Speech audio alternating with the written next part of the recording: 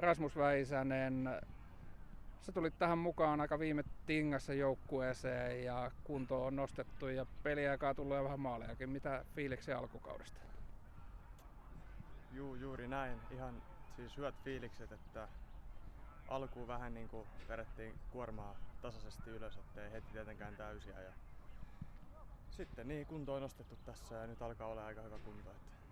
Ja peliaikaakin tullut nyt ihan hyvin. Niin, Närpiössä pelasit sen 90 tossa ja Turussakin hyvin peliaikaa, maaleja pari tähän kauteen.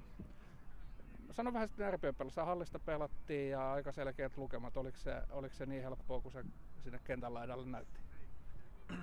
No, se oli mun mielestä tosi vahva peli meiltä joukkueelta.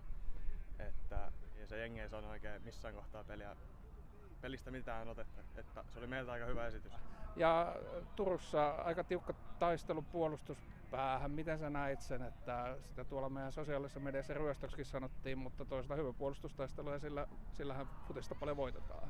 Just näin, että oltiin tehokkaita erikoistilanteissa ja puolustettiin tosi tiiviisti.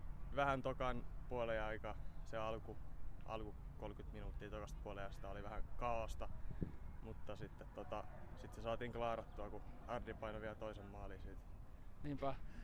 Nyt sitten tulee lauantaina PKK täällä kello 17 matsi täällä Kaupissa. Miten paljon on PKK jo tuttu tässä kohtaa? Ei ole ainakaan itselle hirveän tuttu, että eikä ole vielä niin paljon katsottu mitään klippejä joukkueesta, mutta ollaan koko alkuviikko, tai no, maanantaina tietenkin palauteltiin ja tänään oli hyvä treeni ja me ollaan valmiita sit kun on peli ja 3 pistettä käy meille vaan sieltä.